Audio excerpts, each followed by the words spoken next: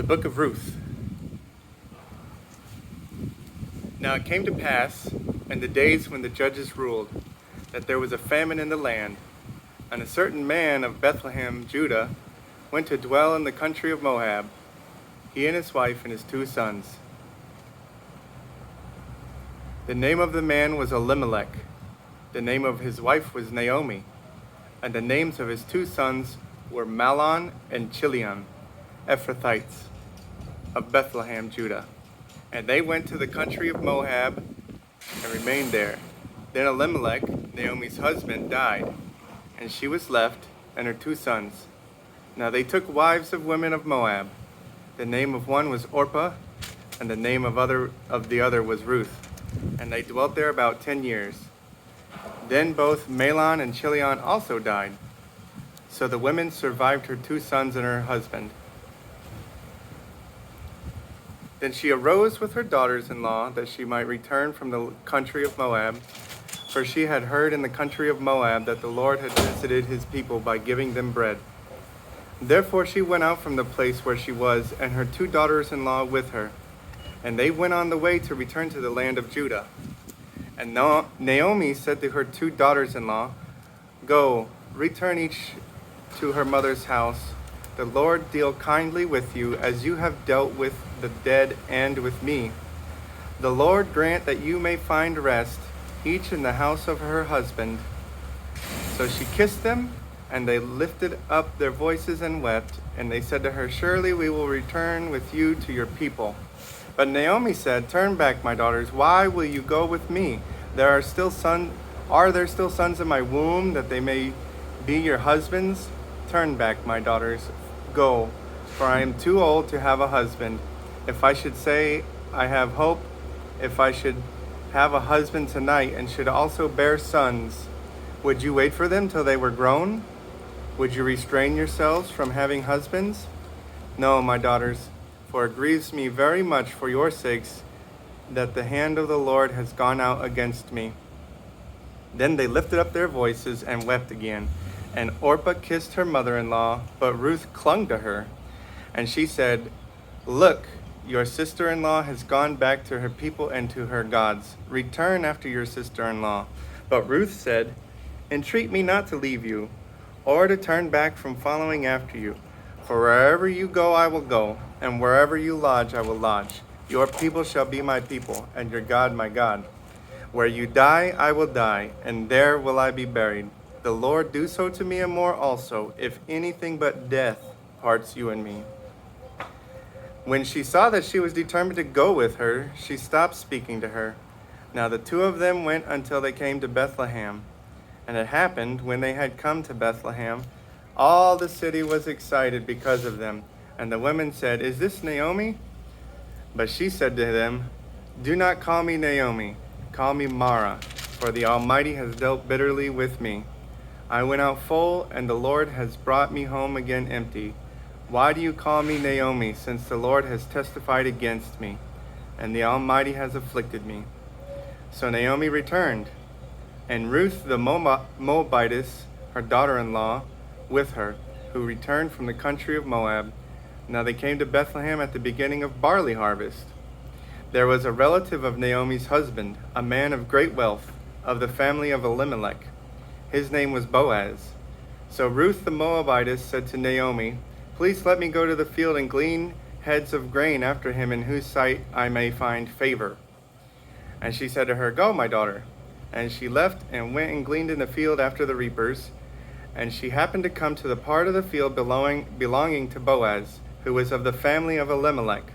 Now behold, Boaz came from Bethlehem, and said to the reapers, "The Lord be with you." And they answered, "The Lord bless you." And Boaz said to his servant who was in charge of the reapers, "Whose young woman is this?" So the servant who was in charge of the reapers answered and said, "It is the young Moabite woman who came back with Naomi from the country of Moab." And she said, "Please let me glean and gather after the reapers among the sheaves." So she came and has continued from morning until now, though she rested a little in the house. Then Boaz said to Ruth, "You will listen, my daughter, will you not? Do not go glean in another field, nor go from here, but stay close to my young women. Let your eyes be on the field which they reap, and go after them.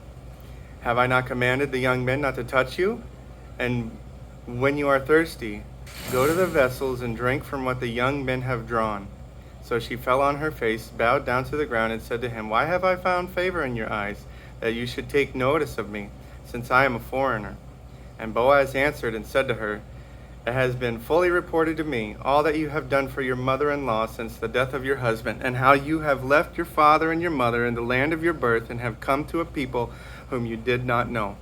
The Lord repay your work, and a full reward be given you by the Lord God of Israel, under whose wings you have come for refuge."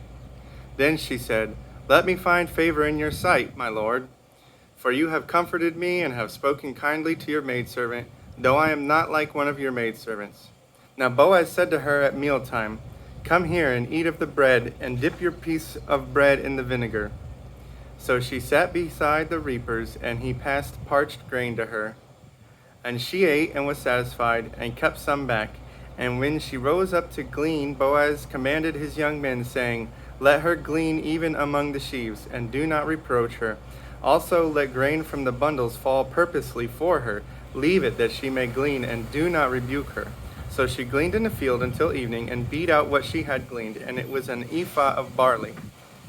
Then she took it up and went into the city, and her mother-in-law saw it. Saw what she had gleaned. So she brought out and gave to her what she had kept back for after she had been satisfied.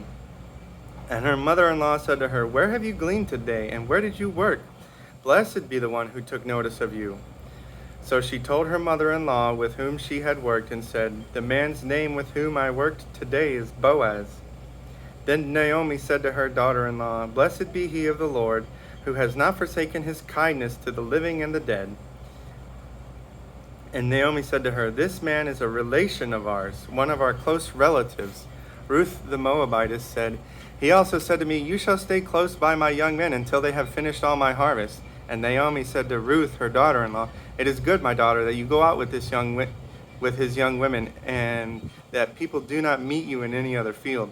So she stayed close by the young women of Boaz to glean until the end of the barley harvest and wheat harvest, and she dwelt with her mother-in-law. Then Naomi, her mother-in-law, said to her, "My daughter, shall I not seek security for you, that it may be well with you? Now Boaz, whose young women you were with, is he not our relative? In fact, he is winnowing barley tonight at the threshing floor. Therefore wash yourself and anoint yourself, put on your best garment, and go down to the threshing floor. But do not make yourself known to the man until he has finished eating and drinking. Then it shall be, when he lies down, that you shall notice the place where he lies, and you shall go in, uncover his feet, and lie down, and he will tell you what to do." And she said to her, "All that you say to me I will do." So she went down to the threshing floor, and did according to all that her mother-in-law instructed her. And after Boaz had eaten and drunk, and his heart was cheerful, he went to lie down at the end of the heap grain, and she came softly, uncovered his feet, and lay down. Now it happened at midnight that the man was startled, and turned himself, and there a woman was lying at his feet. And he said, "Who are you?" And she said, "I am Ruth, your maidservant. Take your maidservant under your wing, for you are a close relative." Then he said, "Blessed are you of the Lord, my daughter, for you have shown more kindness at the end than at the beginning, and that you did not go after young men, whether poor or rich. Now, my daughter, do not fear. I will do for you all that you request, for all the people of my town know that you are a virtuous woman. Now it is true, I am a close relative. However, there is a relative closer than I. Stay this night, and in the morning it shall be that if he will perform the duty of a close relative for you, good, let him do it. But if he does not want to perform the duty for you, then I will perform the duty for you.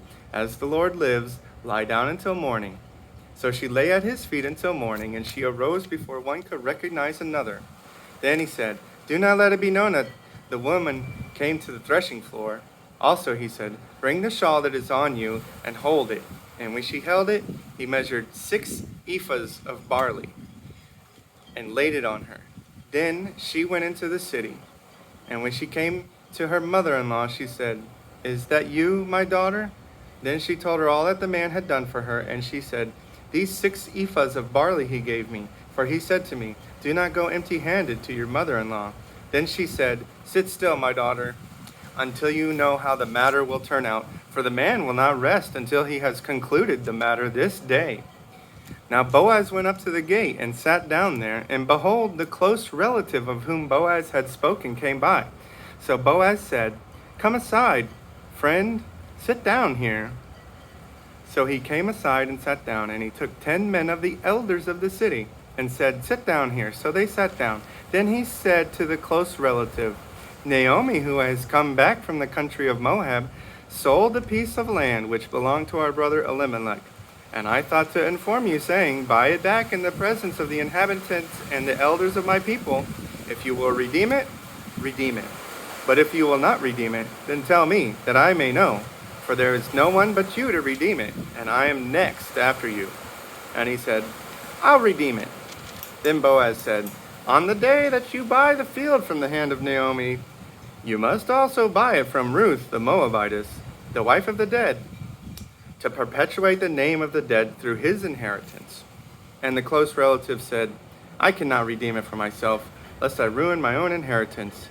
You redeem my right of redemption for yourself, for I cannot redeem it.' Now this was the custom in former times in Israel concerning redeeming and exchanging, to confirm anything one man took off his sandal and gave it to the other. And this was a confirmation in Israel. Therefore the close relative said to Boaz, 'Buy it for yourself.' So he took off his sandal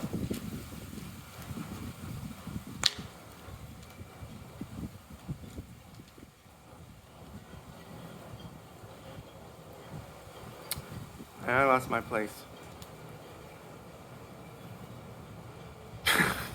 So he took off his sandal, and Boaz said to the elders and all the people, 'You are witnesses this day that I have bought all that was Elimelech's, and all that was Chilion's and Mahlon's, from the hand of Naomi.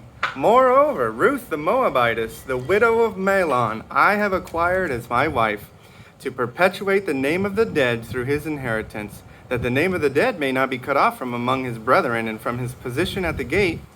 You are witnesses this day.' All these people who were at the gate and the elders said, 'We are witnesses. The Lord make the woman who is coming to your house like Rachel and Leah, the two who built the house of Israel. And may you prosper in Ephrathah and be famous in Bethlehem. May your house be like the house of Perez, whom Tamar bore to Judah, because of the offspring which the Lord will give you from this young woman.' So Boaz took Ruth, and she became his wife. And when he went into her, the Lord gave her conception, and she bore a son. Then the woman said to Naomi, 'Blessed be the Lord, who has not left you this day without a close relative, and may his name be famous in Israel. And may he be to you a restorer of life, and a nourisher of your old age for your daughter-in-law, who loves you, who is better to you than 7 sons, has borne him.' Then Naomi took the child and laid him on her bosom and became a nurse to him. Also the neighbor women gave him a name, saying, 'There is a son born to Naomi,' and they called his name Obed. He is the father of Jesse, the father of David. Now this is the genealogy of Perez. Perez begot Hezron. Hezron begot Ram, and Ram begot Amminadab. Amminadab begot Nahshon, and Nahshon begot Salmon. And Salmon begot Boaz, and Boaz begot Obed. Obed begot Jesse, and Jesse begot David." And that's the book of Ruth.